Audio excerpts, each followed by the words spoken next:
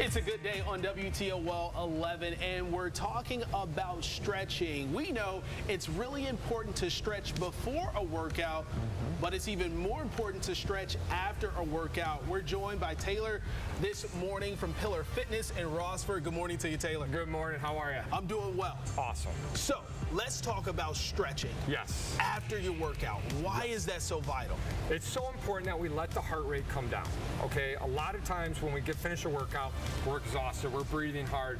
Whether it's doing bench press, squats, a CrossFit style, a HIIT style, we need to slow that heart rate down, and that's where stretching comes involved. We need to let the blood flow oxygenate throughout the body and slow that heart rate down before we get into the car and drive or before we go walk. A lot of us, if we don't do that, we'll get dizzy. We'll not feel really well. We don't want to have that collapse of our electrolytes and just feel like crap the rest of the day. Well, it's good to know that there are consequences for not stretching after you work out, because I'll admit, I'm tired after a workout. Me too. And I feel as if I've done enough already, but there's more to do. So Taylor, show us some of the stretches we should do after we work out. Absolutely. And of course, after a workout, we're tired, right? So we're gonna do everything on the floor. So you can kind of lay in the fetal position and relax a little bit if you need to, but we're gonna do it all on the floor today. So our first one we're gonna do is real simple. We've all done this a million times. This is called our butterfly stretch. We're just gonna bring our soles of our feet together. We're gonna bring our feet as close as it will allow you to get to.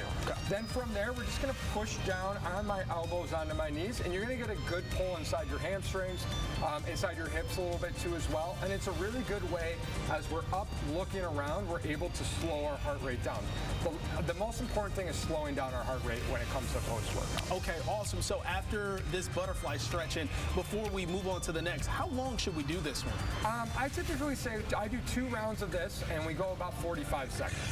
And we take a 15-second rest so that you can kind of let everything loosen up. Okay. And then go right back down to that stretch. And you should be able to get a little bit lower too as well and feel that stretch working. Okay, awesome. So after this butterfly stretch, what's next? The next one's my favorite. Okay.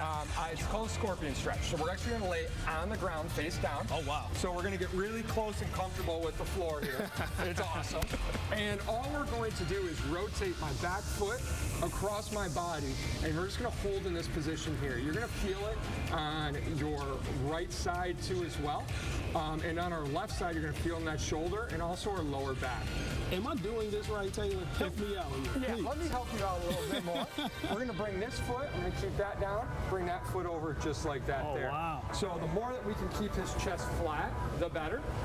And then bringing that back foot. Again, you want to hold it for roughly about 40 seconds, and then you lay there for about 5 to 10 seconds, and then switch sides as well. As you all can see, I'm not that flexible. But He's way more flexible than me, so don't let him fool you. Just see him doing muscle ups before this, it was awesome. a really good stretch indeed. So one more when it comes to that post stretch after a nice workout. So this is another good one. It's called a pigeon stretch, and what we're going to do is let this front leg come in front of us here, and we're just going to push back here. So we're going to try to have this almost into a 90-degree angle if possible, if your external rotation of your hips allow you to do so.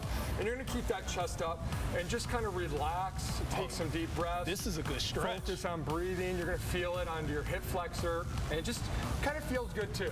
Oh, wow. Yeah, that does feel really good. Yeah, and again, so we just do it for about 40 seconds, then take a 10-second rest, switch legs, and do it again there. Well, Taylor, thanks so much. And as we sign out here, I'm going to work at getting up off the floor.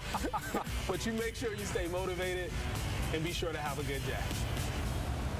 That looked good. Yeah, it was. It was a really good stretch. It took me a while to get up, but hey, it was a good stretch. Did he have to help you up? Or? Yeah, just a little bit. Just a tad. Yeah, Yeah, I liked the scorpion one too, with your leg like over your back. It's like, can I do that? Yeah. So it's something, because you have to work on technique when it comes to stretching too, because you don't want to hurt yourself when you're stretching. So good technique is important as well. So I'm learning that on my journey. So hopefully can motivate some of you at home, because I know a whole bunch of folks, they have the mat, they have the dumbbells there, and they're just sitting and collecting dust. They are. Yeah. Or, you know, they get that workout done and they say, okay, I'm done because I got to get on to my next thing, but they don't take the time to get that stretch in afterwards, and your body really needs that. Yeah, needs it for sure. Very good. Thanks, Stephen.